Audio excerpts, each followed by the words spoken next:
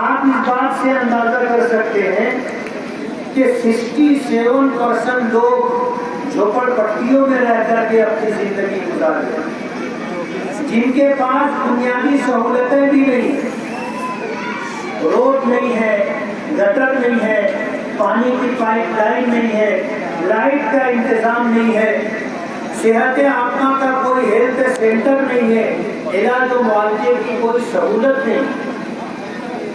Malegaon corporation کا اس سال کا بجٹ 530 کروڑ روپے کا ہے۔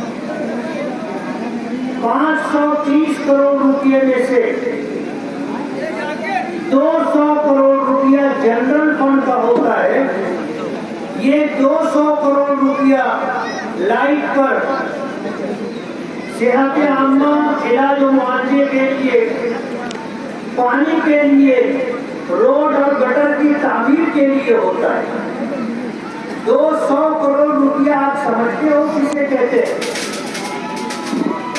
5 سال میں 1000 کروڑ روپیہ جنرل فنڈ سے مالیگاؤں کی بنیادی ضرورتوں پر خرچ کیا جاتا ہے۔ ایمانداری کی بات ہے، آپ بھی حساب و کتاب جانتے ہوں گے۔ 200 کروڑ روپے میں سے اگر 100 کروڑ روپیہ بھی مالیگاؤں کی غریب عوام کی بنیادی سہولتوں پر اگر خرچ کیا جاتا تو مالیگاؤں کا نام نقشہ کچھ اور ہوتا۔ سارے روڈ بن چکے ہوتے، گندے پانی کی نکاسی کا راستہ، گٹر بن چکی ہوتی، پینے کے پانی کی سہولت گھر گھر مہیا ہوتی، علاج و معالجے کی ساری سہولتیں مالیگاؤں کے غریب عوام کو مہیا ہو جاتی۔ کانگریس پارٹی پر ایک خاندان ایک زمانے سے جو ہے قابض ہے۔ 25-30 سال کا عرصہ گزر چکا، کسی نہ کسی ہیلے بہانے سے فرقہ پرستوں سے ساز باز کر کے گانٹ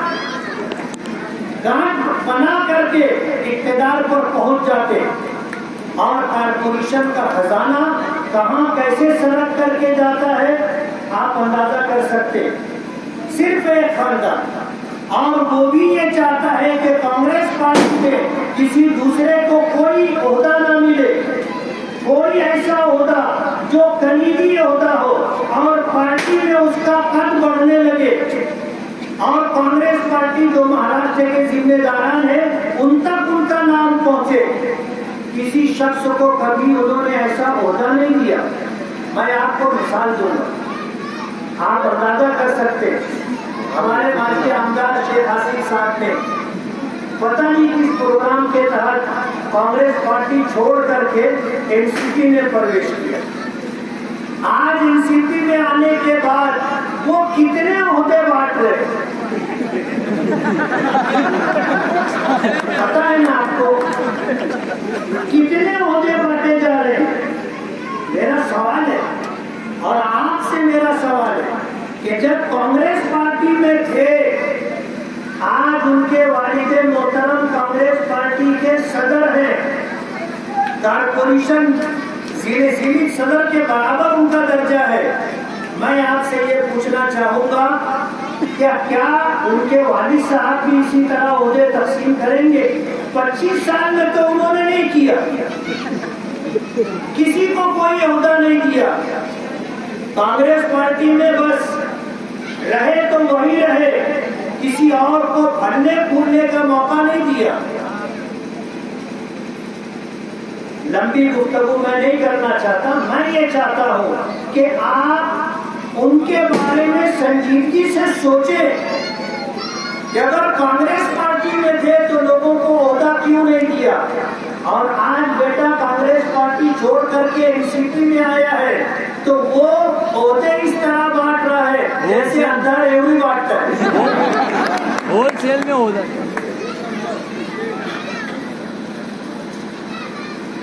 کانگریس پارٹی کے ذمہ داران نے ان حالات کے اندر مجھ سے کئی مرتبہ بات کی، اور وہ یہ چاہتے ہیں کہ میں کانگریس پارٹی کی صدارت لے لوں۔ میں نے ان سے کہا کہ کانگریس پارٹی کے صدر تو آج موجود ہیں، تو वरिष्ठ लोगों ने ये बात कही, ऐसा कैसे होगा कि बेटा एनसीपी की सदारत लिए बैठा हो और बाप कांग्रेस की सदारत लेकर के बैठा हो। बोले ये बात भी जो है उधर ही जाने वाला है।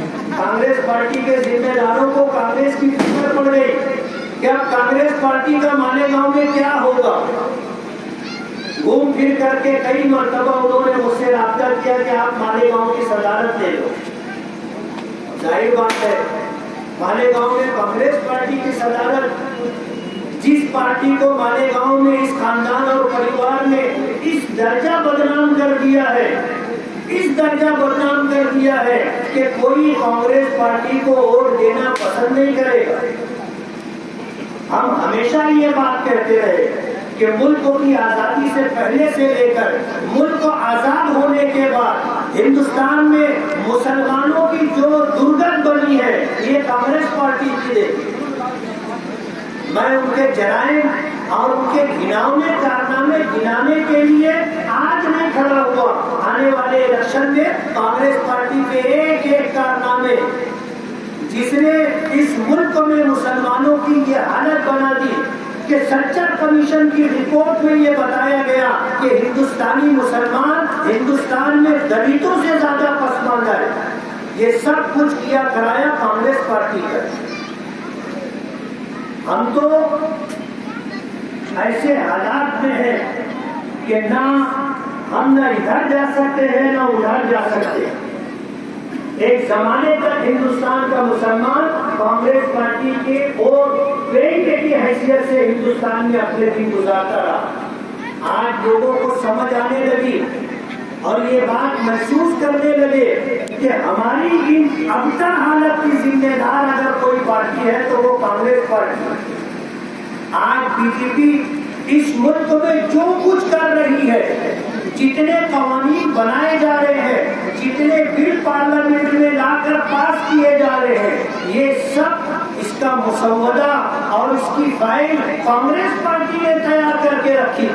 बीजेपी को रेडीमेड मटेरियल मिला है, रेडीमेड वही सारे फाइल ला करके आज बीजेपी के लोग उसको जो है पार्लियामेंट में पेश करते हैं, उसको पास करते हैं और उसका निफाज करते हैं और फिर पूरे हिंदुस्तान पर उसको लागू किया जाता है।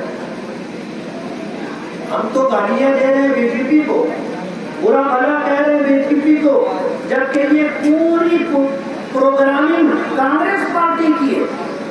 एक एक काम और एक एक बिल जो पार्लियामेंट में ला करके पेश किया जाता है और ताकत के बलबूते पर मंजूर करवाया जा रहा है, ये सब किया कराया कांग्रेस पार्टी है।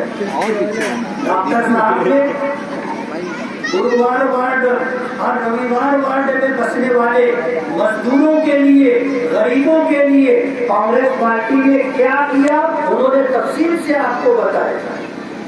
बिरादरी के नाम पर बिरादरी को झांसा देकर आज तक जो है वो इख्तियार के मजे लेते रहे और अपनी बैंक अपनी जो है तिजोरी भरते रहे, बैंक बैलेंस बढ़ाते रहे। मेरा सवाल है उनकी बिरादरी से, मैं आपको पराया नहीं समझता और आप 2007 से मैंने सियासत में एंट्री की है, आप मेरा माजी देख सकते हैं। हमने कभी मोमिन और दखनी की सियासत नहीं की, अंसारी और दखनी की सियासत नहीं की। हमने अगर ईमानदारी से देखा जाए तो हमने अंसारी बिरादरी को नहीं, दखनी बिरादरी को झुकता दिया है। आप हमारी इन 13 साल 14 साल सियासी तारीख उठा करके देख सकते हैं। हमने कभी बिरादरी नहीं देखी, हमने सबको अपना समझा और हमेशा अपना समझ करके उनके साथ हम चलते रहे और कामकाज होता रहा। लेकिन जिन लोगों ने बिरादरी के नाम से आपसे वोट लिया, मेरा ये सवाल है कि उन्होंने बिरादरी को क्या दिया? बिरादरी से वोट ले लिया, इख्तियार के मजे ले रहे हैं और शाहों की तरह जिंदगी गुजार रहे हैं, लेकिन बिरादरी को क्या दिया उन्होंने? ये मेरा सवाल है। और आप इस सवाल को लेकर के तन्हाई में बैठ करके सोचना, गौर कर کرنا کہ انہوں نے آپ سے ووٹ تو لے لیا، اقتدار حاصل کر لیا، لیکن آپ کو کیا دیا؟ انہوں نے خود بھی نہیں لیا، برادری سے فائدہ اٹھایا، برادری کو استعمال کیا، جذباتی سیاست کی، لیکن برادری کے لیے روزگار تعلیم باقی لے کر کے آ رہے تھے۔ ہماری وہ مائیں اور بہنیں جو پلاسٹک کارخانوں میں پلاسٹک چنتی ہیں، ان کو ڈھانسا دیا گیا تھا کہ ہم قالین بنانے کے کارخانے مالیگاؤں میں قائم کریں۔ تعلیم دکھی آپ کو؟ کارخانہ جانے دو، کارخانہ جانے دو، تعلیم دکھی؟ چلو باہر سے لا کر کے اگر تعلیم دکھا دیے ہوتے تو صبر آ جاتا۔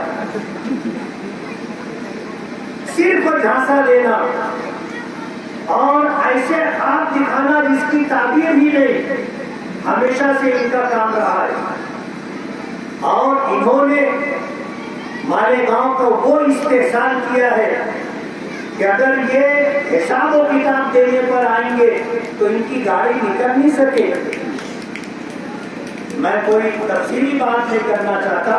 آنے والے کارپوریشن الیکشن میں آپ اپنے لیے، اپنے بچوں کے روشن مستقبل کے لیے ایک فیصلہ آپ کو لینا ہوگا۔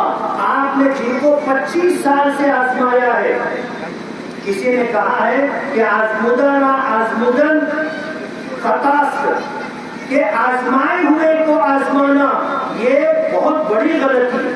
25 سال سے جن کو ہم آزما رہے ہیں، پھر ان کو آزمانے کے لیے موقع دینا، کہتے نا نیا جال لائے پرانے شکاری۔